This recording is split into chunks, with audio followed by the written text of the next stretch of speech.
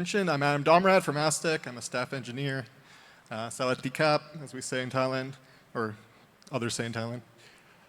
And the talk today is public-private hybrid rollups, what I think a lot of people consider the next Ethereum frontier. I don't think this is just people working on privacy. I think a lot of projects realize that privacy is a real problem in the Ethereum space, and that in order to protect users, in order to attract more real-world use cases, privacy is absolutely critical.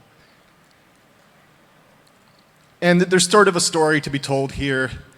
Back in the day, Steam was using Bitcoin for transactions, and a lot of the problems that they had were related to gas fees spiking, the volatility of the price of Bitcoin. And we here at Ethereum have done a lot of work to try to get a good user experience on Ethereum. I would say the current frontier of Ethereum is very much scaling, and we're almost at the stage where we can say, hey, organizations, look over here. We solved scaling. Ethereum's great. But basically, what I would say would happen is that they kind of do the same toy experiments that they've always done. Real business stays where there's real privacy. I think the difference between the Steam Bitcoin story and today is that back in the day, Bitcoin was kind of considered private. You have pseudonyms. You don't have all of the things like chain analysis that collect all these touch points. And I would say that today it would be a real risk to do mass business on chain. And you think of Vitalik and he buys a silly game and then suddenly it pops up on Twitter. That's like an annoying use case or annoying situation. But you can think of much more dangerous situations where people's entire net worth is being tracked. So at Aztec, we kind of have this definition. Mike at Aztec came up with it. I really like it. Ethereum is an open system. So in an open system, you are broadcasting to people. There's a minimum mark, you could say, that you are, at the very least, signaling an intent to do something. And our gold standard at Aztec is that is all you're revealing about your intent. When someone looks at the blockchain and all that they see is that someone did something in some state, in some function of some contract, I would say that's the highest level of privacy that we could hope for in Ethereum. And I'd say Ethereum needs privacy. I think I wouldn't disagree with our current focus on UX and scaling, but I think it's kind of known that privacy is a big problem. That if we want people to work on Ethereum, do real things, for the average person, you could every so often withdraw to Coinbase, get yourself in a new EOA, and that gives you enough privacy. But that's not a great situation to be in. And Ethereum has its trade-offs in terms of priorities. It has to balance innovation speed and scope. And basically, where innovation happens right now is with layer 2s or rollups, which we've got a great talk on the definition of, but I'm just going to stick with the term rollups. And we need to lead the way with private rollups. And just a quick caveat, privacy is a very large topic, and we do consider it holistically at Aztec. But I won't be talking about, for example, which jurisdiction to worry about when you're deploying your app and you need to have compliant privacy. We actually have our amazing crypto native legal team here. They're big privacy advocates, and privacy advocates very rooted in reality. They have some very exciting meetings with governments talking about privacy and ZK. And they're happy to talk about real-world deployments. I'm going to be focusing on the technical matters. And sort of the journey we had at Aztec is, Aztec started with wanting to do bonds on chain and quickly realized that no one wants to do bonds where all of their moves are tracked. And that sort of led us to needing privacy and doing privacy on Ethereum. And there's sort of like the EVM model doesn't necessarily work nicely with privacy.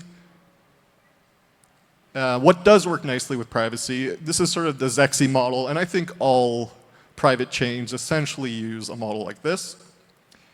And this is sort of taking a step back because Ethereum originally moved away from these Bitcoin-style notes or UTXOs and moved to an account model. An account model makes a lot of sense for public state because if there's sort of a race condition. If you're trying to work on a note and your intent signals a certain note while things are happening in a shared matter. And sort of these chains that have public state with notes kind of have limitations on what you can do in the same block, essentially because of the limitations of using notes for public state. But actually for private state, turns out Bitcoin has near the right model. The missing pieces are, I say nullifiers and ZK. Basically ZK, you can't really have nullifiers without ZK. So the idea of a nullifier is that, okay, we have our chunks of money. That's maybe a very easy way of looking at what a note is or a UTXO. And you want to use, in some way, a chunk of money. It could be data, but just for an easy example, let's say it's a chunk of money. And you can only use it if a nullifier doesn't already exist. And what is a nullifier? It's essentially a relationship, mathematical through a hash function. And only you really see whether a nullifier exists for your note. And you provide a ZK proof, so sort of it's ZK in the sense of actual zero knowledge because you want to prove in your transaction that you have emitted a nullifier maybe for a note you're using, and that also that nullifier corresponds to your note, but you don't want to reveal anything actually about your note. The way that this bar of something happened is achieved is through the fact that actually no one looking at the system knows which notes are active, which ones have been nullified. So to someone looking in, it's just, hey, this note was created here, you don't know who owns it. This nullifier was emitted here, you don't know for which note. And this is sort of the underpinning, I would say, of private smart contracts and computation.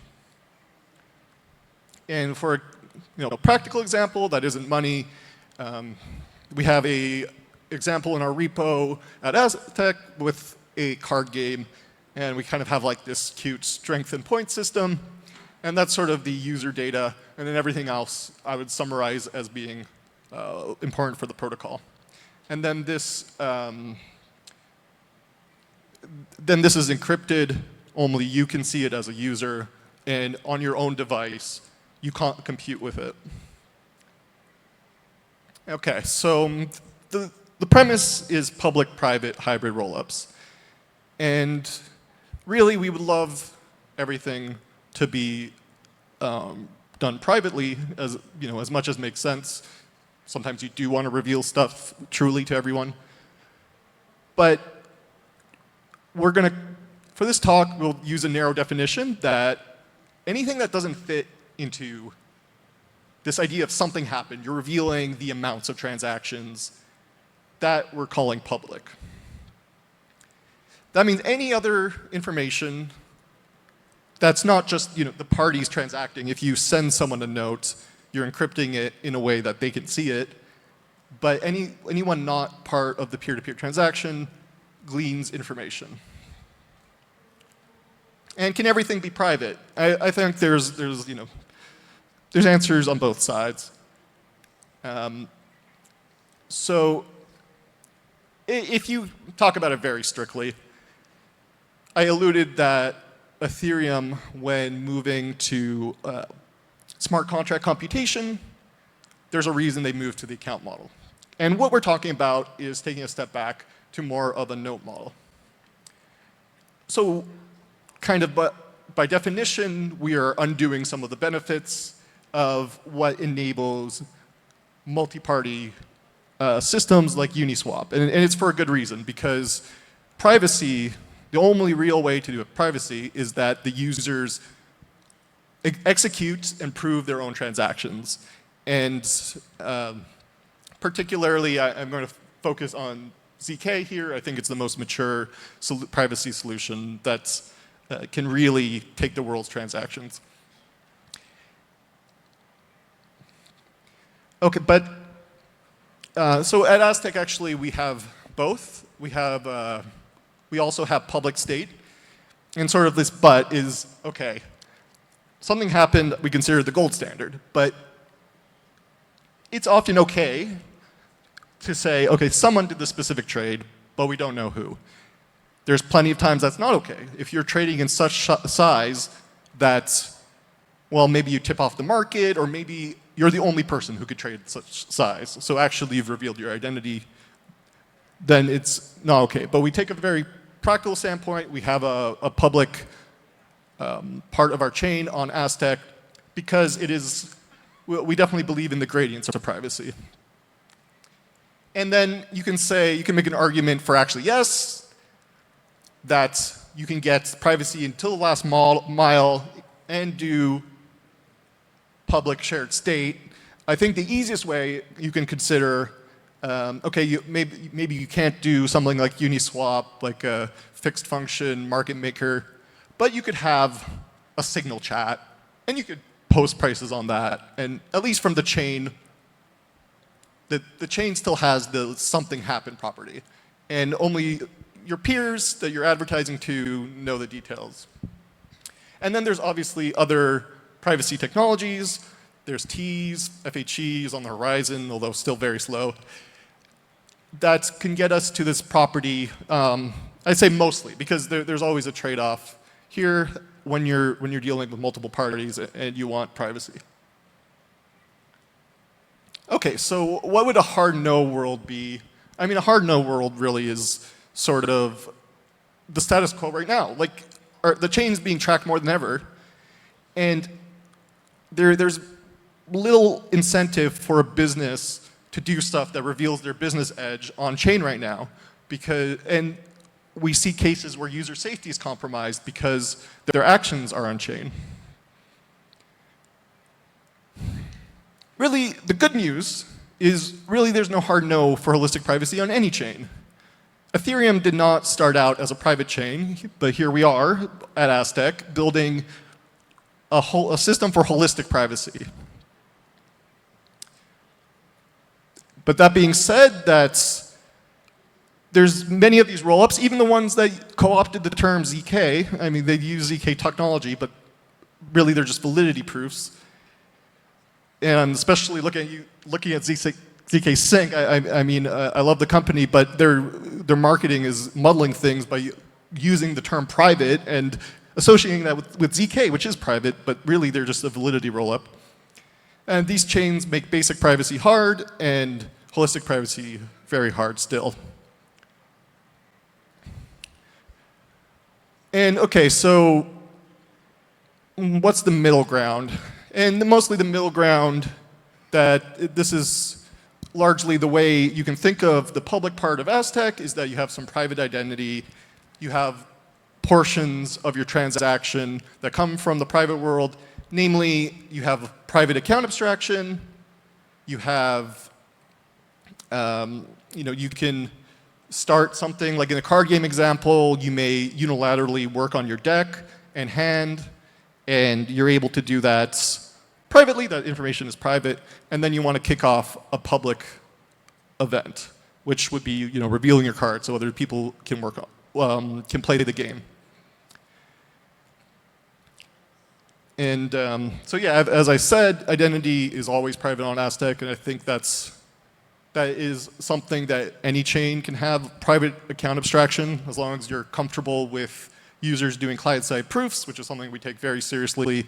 We like to build things that actually work on commodity hardware. We go through pains to make sure that our proving system is practical for the people that are using stuff like phones, because the reality is that is the only way to do real privacy, is that not only is there the ability to privately prove your transaction, but that you're able to do this in a way that works for everyone. And another important thing we do at Aztec is that we have the same smart contract framework that works in public and private land, and we do nice things like being able to share states, being able to use the same semantics, being able to, as cohesively as possible, work through what are very different execution environments, because we try as much as possible to abstract the fact that these are just running on very different devices. The public part is proven bytecode by bytecode, and it works on sequencers, whereas the private state can only really exist on users' devices. And transactions can be a mix. They typically, just if you think about logically, they kick off from private state because, well, that is the user. To just encode their event, they have to execute everything that is going to happen in private state. The sequencer can't execute that. And the whole thing either succeeds or reverts. So if you start something out in private state and you call something in public, even though you executed, you're the only one who can execute that state. Luckily, to just revert that state is to just pretend your transaction didn't come in. And the way we execute this, so we had a very successful NoirCon. We had Vitalik there. It was super energetic. I was super happy about it. We have the language Noir, which sort of, you can think of it as, I like the term Circom++. It has everything that Circom can do in terms of create circuits.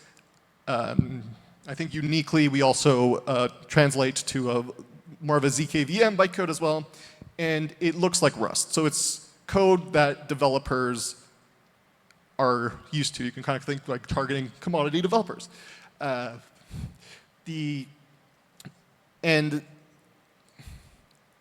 on top of that, it integrates with a variety of proving systems. So we have the rollup itself for in Noir, and I think this is sort of the main way we're making sure this is ready for complicated use cases, other rollups, other people in Web 2. We're very much making Noir as a public good. And so this is sort of the proving scheme in a diagram for the client side, where we kind of just verify. We have this folding scheme. It compromises, like it has a bigger proof size, but it tries to be the fastest thing possible.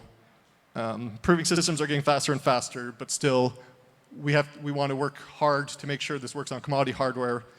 And then the folding is recursively verified in the rollup circuit, also with Noir, which actually uses a different proving scheme we call MegaHonk. OK, so just the last bit. I don't have as much to say here. I think this is sort of, I would say that you get a lot from the scheme I described, but there is that last mile. I think we do want to get to the point where, OK, you want to use something like a DEX. It should be as private as possible. And I think we can do even better by combining technologies and sort of having multiple layers here. The gold standard is to do everything with privacy primitives. All of them have trade-offs, but using them together, I think you can get as far as possible to a last mile result. And here we have stuff like multi-party computation. Definitely, we have people in the Aztec space building stuff like a multi-party order book. We have fully homomorphic encryption, which has caveats. It's slow right now, but something definitely to look out in the long term. We have T's, and I think I would just lump in the same category, app-specific rollups, like this bank diagram here. I think they're kind of the same thing. Like once you have, if you're willing to have someone centralized doing the matching, you can stuff that in a T. I mean, that has good trade-offs because you're no worse if the T is broken. Then you can certainly kind of keep working the private model. And then you also have, just like, OK, you could use Signal, and you could find peer-to-peer people to work with, and that is completely off-chain. So, yeah, thank you for listening. That's sort of the point of the talk, I guess, is to just let you know about the different techniques that can bring privacy to Ethereum, and it's sort of mission critical, I would say. I think it's the next big thing everyone should be worrying about. Thank you.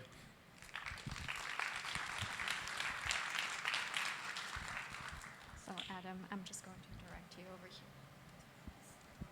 here. Okay. All right, cool. So we do have some live questions coming in. Oh, there we go. We will be able to see that. So I can tell public state from private, but can I also do the reverse, shield to private? Do you want to take the answer for this? Oh, yeah, sure. So, yeah, as I was saying, so you have to think about the model here. The private state is operating locally, so what you're able to, your intent also encapsulates everything executing in private. So doing the reverse, kicking off something from public, well, you can certainly do that, but the usual pattern is that in public state, you give yourself something like a permission that's going to be privately verified, because to operate privately, you have to react to that and do stuff based on your own device. The sequencer can't do it for you. All right, cool. So if anyone have any live questions, feel free to scan the QR code over here, and the question will pop up on the side. I think we can give it another 20 seconds to see if there's any more questions.